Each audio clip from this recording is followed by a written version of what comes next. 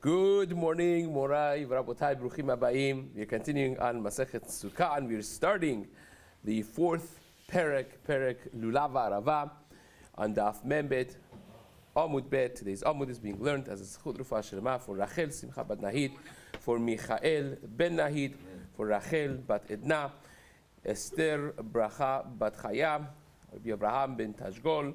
We should all have Rufa Shelema b'toch Sha'ar Chol Yisrael. Amen. Today's Amud is also being learned as a Zechut for the Neshama of Jacqueline Bat Abraham and Agdas, that her Neshama should have an Aliyah.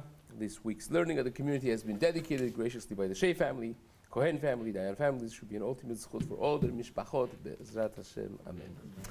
Okay, so this parak we're going to be discussing some of the halachot of when and how the lulav is taken both in Yerushalayim, in Makom HaMikdash, and also in the rest of Eretz Yisrael and the Golah. And through that discussion, we're going to also discuss a lot of the side halachot of Simchat HaChag, Nisuch HaMayim, and anything that was involved with Halel and the Simcha on the side of the mitzvot of Lulav, Etrog, Hadas, V'arava. So says the Mishnah, Lulav V'arava Shisha V'Shiv'a. There are different laws pertaining to Lulav V'arava and all of the mitzvot HaChag when it comes to how many days they're applicable. Because as we mentioned before, for instance, for a mitzvah Lulav, in Bet HaMikdash at least, the mitzvah is all 7 days. Now, there's Machloket Rishonim and Afem Gimel upcoming that maybe in the entire Yerushalayim the mitzvah is 7 days, Midoraita. So the reason to be in Ira Atika, really, when it comes to Chag HaSukkot, for those who go there, maybe in Yerushalayim, in the entire area of Yerushalayim, is going to be all 7 days to take Lulav. But in rest of Eretz Yisrael is going to be only 1 day. We explained this already before, that the pasuk that says "Ulkachtem lachem biyom harishon," Pri Tzadar, Kapot Marim, Arve Nachal, Anaf Esamot v'Arve Nachal, that is talking about in the entirety of the world. The first day of Chag HaSukkot, you're taking it. And when it says, Usmachtem lifnei Hashem Elokechem shivat yamim, that you will be happy with those 4 species in front of Hashem 7 days, then he's talking about the Makom HaMikdash, lifnei Hashem, in front of Hashem, which is generally speaking a reference to Makom HaMikdash, or maybe Yerushalayim. So that will be the difference between Eretz Yisrael in general and Yerushalayim / Makom HaMikdash as it comes to the mitzvah of Lulav. Same would be applicable in some sense to other mitzvot as well, as the Gemara will actually develop when yes and when no for the application of different mitzvot. So Lulav Arava, the mitzvah of Lulav, and the mitzvah of Arava. What is the mitzvah of Arava? Not necessarily the Arava that was taken as one part of the Arba Minim, but it was a separate mitzvah in the Mikdash by the Kohanim. The Kohanim would go around the Mizbeach with not any of the other types of the Arba Minim, but just with Arava. They'll take long Arava, we'll learn about this, then we'll go going around the Mizbeach, and that's a separate mitzvah, Deoraita, as we'll see, and will be a machloket. This is mitzvah to go around, this is mitzvah to lean it around the Mizbeach, on the Mizbeach. But that's the mitzvah of Arava that the Mishnah talks about. So the mitzvah of Lulav, aka the Arba Minim, and the mitzvah of Arava, says the Mishnah, Shisha v'Shiv'a. Sometimes it's 6 days, sometimes is 7 days. And we'll have to discuss, when is it going to be 6 days? When is it going to be 7 days? Ha-Halel v'Asimcha. The mitzvah of Halel. Now, the mitzvah of Halel is, the Nevi'im metaken to do it, and every Yom Tov, really, as part of the Simcha, is Halel. But what's different in Chag HaSukkot than, for instance, Pesach, is that Pesach, the korbanot of the entire Chag is all the same. It's identical every day. So the first day, you say Hallel. The rest of the days, you kind of like you were Yotze already. It's the same korbanot. It's the same thing copied basically every day. Whereas Sukkot, as we'll see afterwards, every day of Chag Sukkot is a different number of korbanot. It's a different set of korbanot, and therefore every day is like a new Yom Tov when it comes to Simchat Hallel, and therefore Hallel is said every single one of the days, every one of the 8 days of Chag. And the same is with the mitzvah of Simcha, which means eating the korbanot that was there. The mitzvah of Simcha, Samachta bechagecha, the Gemara learns in Masechet Psachim, Daf Kuftet, that you would bring v'zavachta shelamim v'achalta lifnei Hashem, that you'll shecht korban shelamim and you eat in front of Hashem, even though that's not said in the context of Simchat HaChag. The Gemara learns that this is part of Simcha, the Bizman Shehaya Beit HaMikdash Kayam, when we had the Beit HaMikdash, and Simcha Ela Bebasar Shlamim.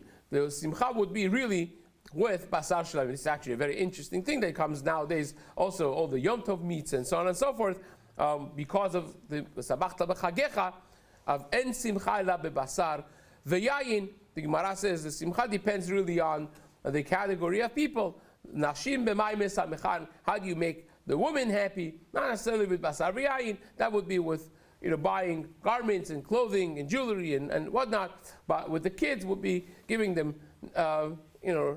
nuts and so on and so forth. Nowadays would be candies and whatever the equivalent of that is. And for men, it will be Basar V'Yayin. And this becomes debatable actually, whether or not nowadays this applies, or maybe only in the time of the Beit HaMikdash, because we're talking about Korban Shlamim, as part and parcel of the Chag, having Korbanot, but maybe we don't have the Beit HaMikdash, the whole concept of Korbanot does not apply. So therefore, maybe that affects the mitzvah of Basar V'Yayin as well. So if you're looking to spend less, I would point out to you that the Shulchan Aruch actually does not bring the mitzvah of Basar, it just brings the chiyuv of wine. Shulchan Aruch actually is machlokes Rambam and Tosafot, whether or not this depends on Basar Shalamim. And the Shulchan Aruch does not bring the chiyuv of Basar on Yom Tov, but does bring the chiyuv of wine, that every Seudah, a person should have a revi'it of wine. So that actually gets involved with Shavuot and having milchiks and so on and so forth. But nevertheless, that is part and parcel of the mitzvah of Simcha. So when the Mishnah says Simcha, we're referencing the mitzvah of eating Basar Shlamim as part of Simchat HaChag, and that would be, that by the way, this becomes a whole diyun, like the Shagat Aryeh, and they bring rayos from the Shot of the Ran, whether or not a person would enjoy certain foods, and that would be part and parcel of Simchat HaChag. To eat and drink, what do you enjoy? Like the Maharsha talks already about this. What about a person that wine doesn't agree with him, doesn't like wine, right? That would be maybe things that they enjoy as geschmack for them. That would be part of the Simcha. But primarily, the mitzvah of Simcha would be the way it was applicable in the Mikdash. When the Mishnah says Simcha, it was talking about eating Basar Shlamim, and the korbanot that was brought duration of the Chag. So the mitzvah of Simcha is just like Halil, that it is all 8 days of the Chag. So Nisuch Hamayim also would be, the Sukkah Nisuch Hamayim, the mitzvah of Sukkah Nisuch Hamayim would be Shiv'ah. The mitzvah of Sukkah we know, right, sitting in the Sukkah, because Shmini Atzeret you don't sit in the Sukkah, so there's 7 days. And Nisuch Hamayim is an additional Nisuch. In other words, when you had Korbanot in the Beit HaMikdash, you would have Nisuch Hayayin every day, basically, that you brought Korbanot. You had the mitzvah of Nisuch Hayayin, you would pour Yayin on Karnot HaMizbeach. On the 7 days of Sukkot, you had an additional thing, which is not really mentioned in the Torah. We will see later on, maybe the Psukim in Nach would be a source for this, but you had a mitzvah of Nisuch Hamayim. Once a day, by Korban Tamid Shel Shachar, the Korban Tamid of the morning, you would have Nisuch Hamayim.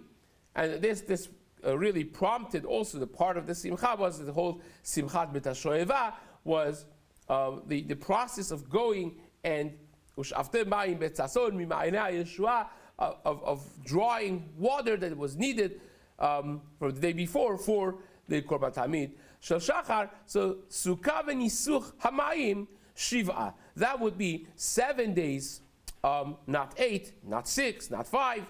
Chalil chamisha v'shisha. The mitzvah of Chalil, which would be the flute, the instruments that it would play during the Chag, would be either 5 days or 6 days.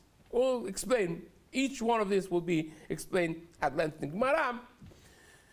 Lulav Shiva Ketzat. The Gemara says, let's explain this. How do you have Lulav be 7 days during the Chag? Says the Gemara, Yom Tov Harishon Shel Chag Shchal Yot B'Shabbat. The first day of the Chag HaSukkot is falls to be on Shabbat. Lulav Shiva. Then Lulav, the mitzvah of Lulav would push away Shabbat, and there you take it on the first day, on Shabbat as well, and therefore it would be Shiva. V'she'ar kol hayamim. But other years that the first day is not on Shabbat, so during the 7 days you will have Shabbat, that's for sure, that's not avoidable, right?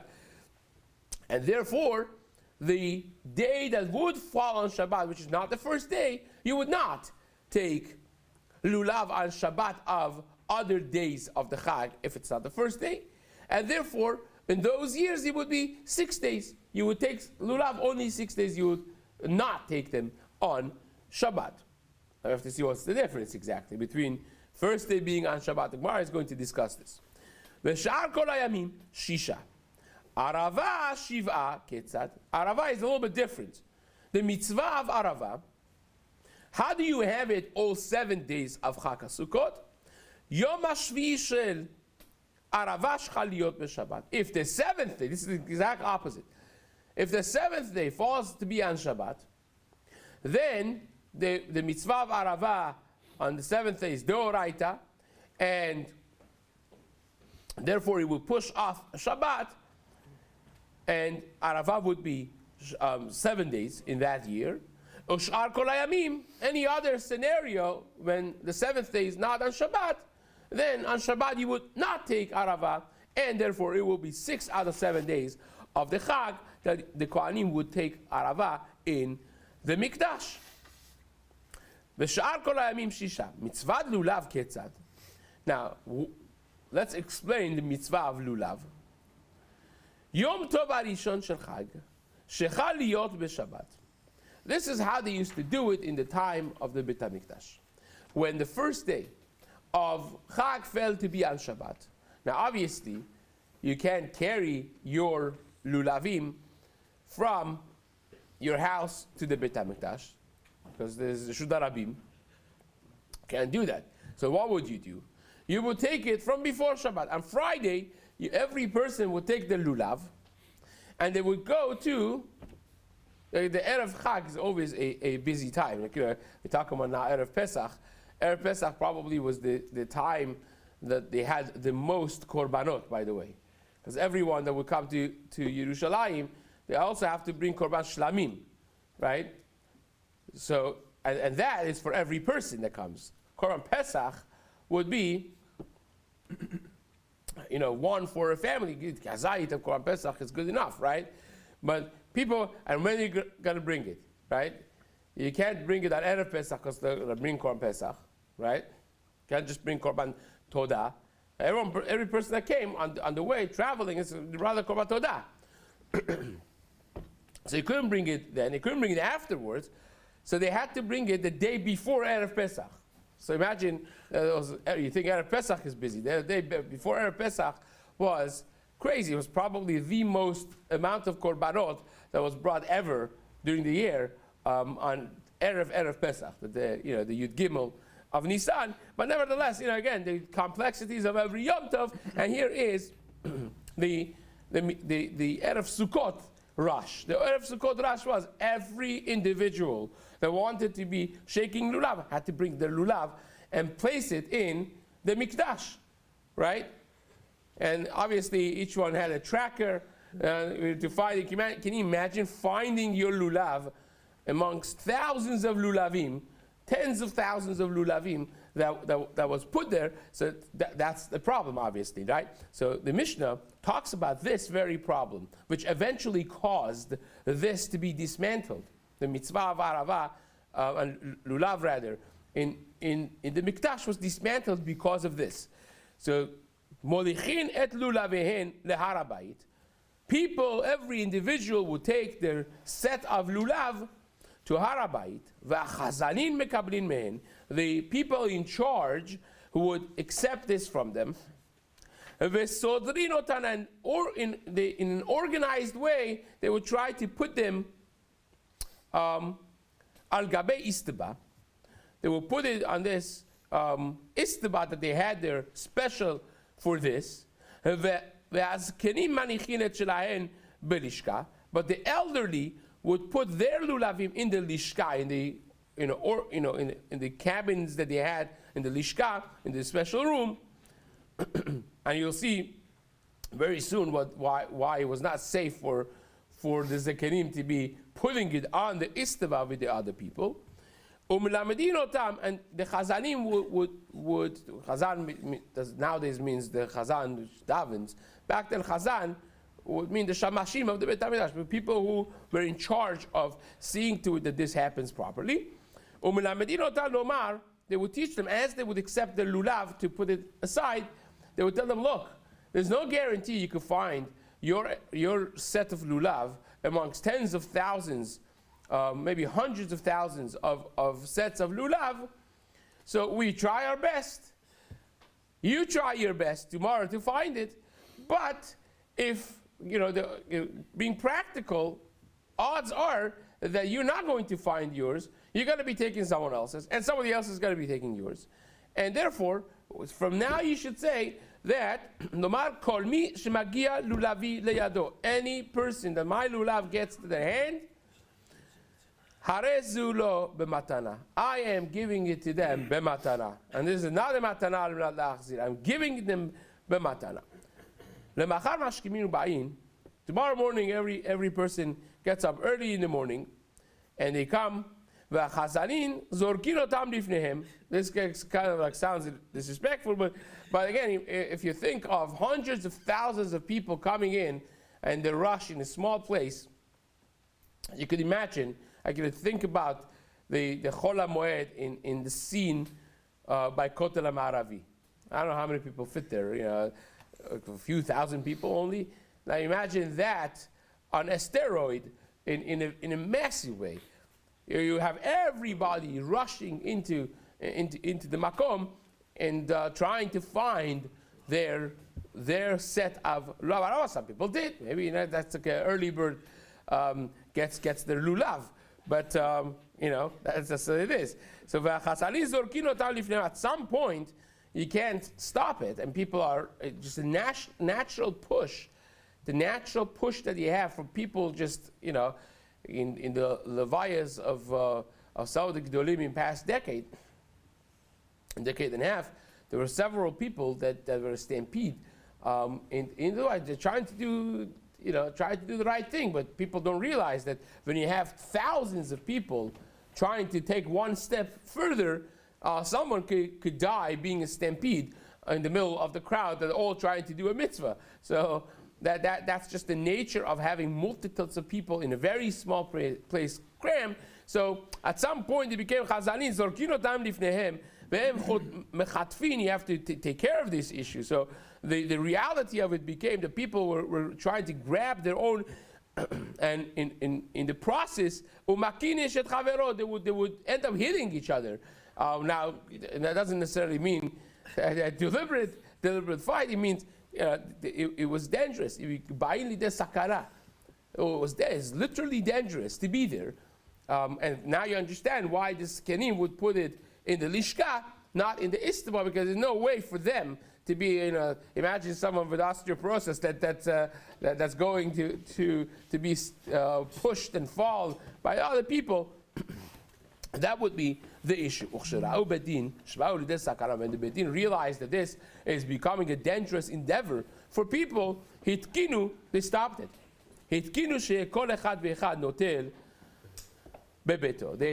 instituted that every single individual should be taking this in their house. So that is our Mishnah. Now you have to obviously understand what the timeline of this is, because obviously we learned that from the time that Beit HaMikdash was destroyed, Rabbi Yochanan ben Zakkai instituted that everyone takes it called Shiv'ah, but this is a Shabbat, that's the first day, and you have to now decide Shabbat the first day in the Mikdash versus not Mikdash. How about the carrying? We don't touch it. Nowadays it's muktzeh because we're worried that a person is carried, but they were not necessarily concerned about that. So to work all of this out together and try to make sense of when the first day is Shabbat versus when the other days are in Shabbat, and the Makom HaMikdash versus not Makom HaMikdash nowadays versus then, all of this are things that we're going to be dealing with. And the Gemara asks the obvious question. Amai, Gemara says, when you tell me that this is Asur, why is it Asur? Tiltul be'almahu velitchi Shabbat. This is just, there's no other Tzad Isur, like Rashi says. En bo Tzad Isur. And the only problem is, metaltel etzim. It's like you are carrying some piece of wood. Vekevan de minatorau bemikdash kol shiva. Once you have to bring all 7 days, you have to take lulav in the Makom HaMikdash. Why is it different, says Rashi, says the Gemara, that Shabbat falls the first day or the third day? What's the difference? It should be the same. If it's mitzvah min Torah to take lulav, so why is it that lulav in the mikdash? Obviously, when we say lulav shisha v'shivah, we're talking about makom hamikdash, because other places is 1 day only. So when you're talking about makom hamikdash, why is it any different if the first day is on Shabbat or if any other day is on Shabbat? It should be shivah. If you're taking it, or shisha, either take it on Shabbat and say we're not concerned about Shabbat being pushed away by the mitzvah of lulav, or if it's not pushed away, the first day should be the same. What is the differentiating factor between these two things? So it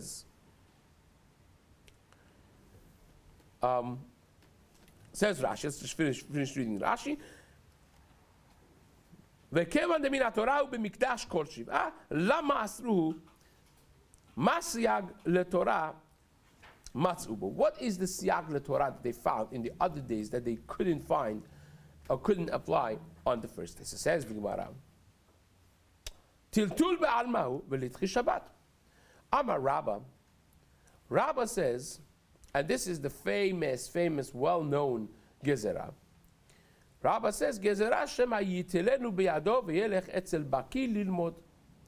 Because maybe you got to take it in your hand, and you want to learn how to do nanuim, or how to bind them together, whatever it is that you want to learn, and you got to take it to the baki instead of doing it in your house or in the place that's supposed to be, in the mikdash, and you're just going to take them, get nervous that you're not going to be doing the mitzvah, and just walk in Reshut HaRabim on Shabbat with your arba minim to go to someone that knows better to learn how to do it, and before you know it, you became hayav chatat, because now you desecrated Shabbat by carrying the lulav arba amot b'Reshut HaRabim. Ve'yelech etzel baki lilmod v'yavirenu arba amot b'Reshut HaRabim. You're going to carry this 4 amot in Reshut HaRabim. So that's the problem. Vehainu tama de shofar, and says the Gemara, this Rabbah says this is the same halacha for all the things that happens in holidays, both the Rabbanan and the Oraita. The mitzvah is you have to blow shofar the first day of Tishrei, but guess what happens if that first day falls on Shabbat? No shofar. Why no shofar? Because maybe someone needs to hear shofar and is going to take his shofar and go to somebody to blow for them or to teach them how to blow. And before you know it, he desecrated Shabbat. Same thing is Hainu Tama the Megillah. If Purim would fall on Shabbat, we would not have the mitzvah of Megillah because of the same exact thing. Like this year, Purim was on Shabbat for the Yerushalayim, all the Ayarot Mukafot, right? Mukafot Choma Mimot Yeshua.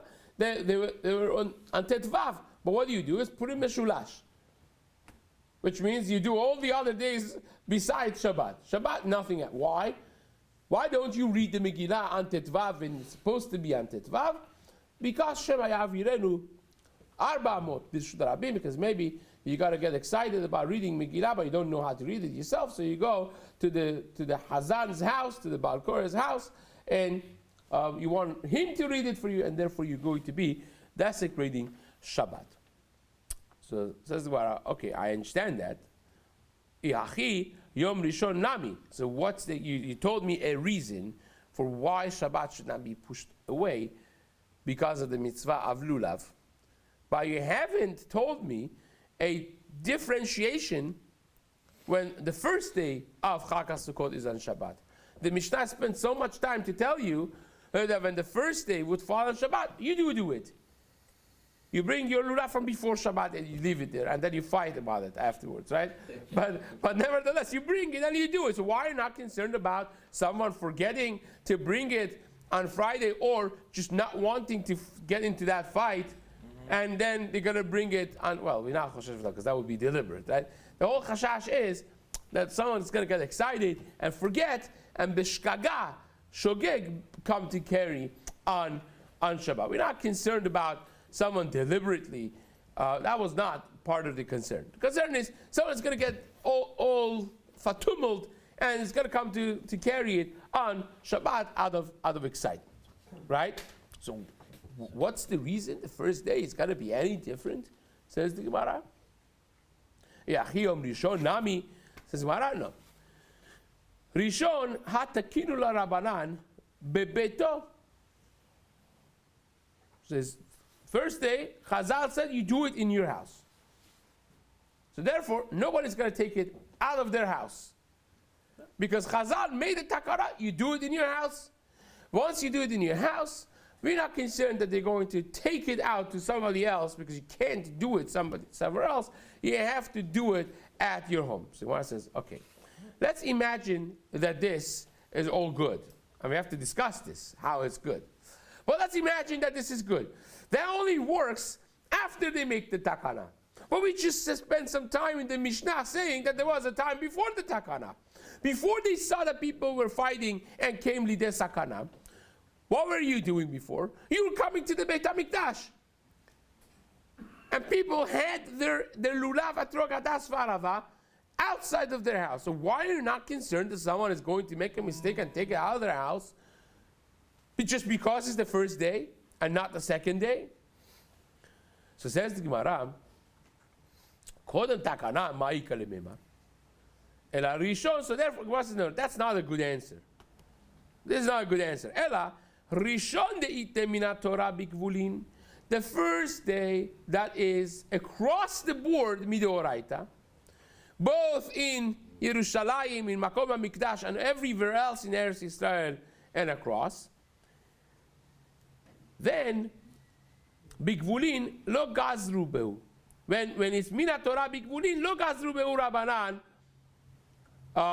Chazal we're not concerned about, because this is midoraita everywhere. It's more important. So Chazal we're not concerned about the first day as much as they were by the other days. But says the Gemara, by other days that falls to be on Shabbat, Hanach deletneu mina Torah bikvulin. The other days that's not mina Torah outside of the Makom HaMikdash, gazru be'u Rabbanan. Then Chazal were more concerned about it, and they made a gezerah that just don't do it. It's Tami Deoraita in other places, just don't do it. So the Gemara says, wait a second. Ha'idna, nowadays, in our time, Yachi ha'idna nami anan lo yad'inan ve'givuta deyach. The Gemara says, nowadays also should be like that. That means nowadays we should also take it the first day. We don't do it the first day. Why don't we do it the first day? You're telling me that it should be different. And the first day we should be able to push Ovei Shabbat. So let us also take the lulav when first day of Sukkot falls to be on Shabbat. Mara says no. Anan lo yatina bekivut deyarcha inu deyati bekivut deyarcha litchu. Mara answers and asks a new question. Mara says no, we don't know the kivut deyarcha. We don't know exactly when the days are, so we always have safek. Therefore, you have 2 days of Yom Tov. So we don't know which one is really the Yom Tov, the first day. We have a safek of what the first day is. And Mara says, wait a second, but in Eretz Yisrael they do. In Eretz Yisrael they have 1 day. So it says, Inu, them, the people in Eretz Yisrael, they should at least be able to take it, right? Inu, the yati bekivut deyarcha litchu. They should push away the Yom Tov, the Shabbat rather, for them. The Gemara says, enachinami. It's correct. They should be able to do it. Now, why don't they do it in Eretz Yisrael? We're out of time. We're going to, Bezat Hashem, come back to discuss this, because I see a lot of interesting faces here that they want to know the background. But the Gemara is going to say, well, in Eretz Yisrael, they know the Kviuta, they're pushing against the wall. So why don't we exactly do it in the first day, at least, of Chag HaSukkot in Eretz Yisrael, in Yerushalayim or in Makom HaMikdash, at least, but really in all of Eretz Yisrael it should be the same thing. It's going to be the Oraita. It's applicable everywhere in Eretz Yisrael and in Chutz La'aretz. So the real problem is that you don't know the Kviuta Deyarcha, but in Eretz Yisrael they know the Kviuta Deyarcha. Therefore the Yom Tov is not 2 days, it's 1 day. So at least they should do the lulav et rokadas v'arava, and the Gemara is going to answer a beautiful answer. But Hashem, we'll see it tomorrow morning. In that case, we should fast Yom Kippur for 3 days, because we don't know for sure if Yom Kippur is on that day.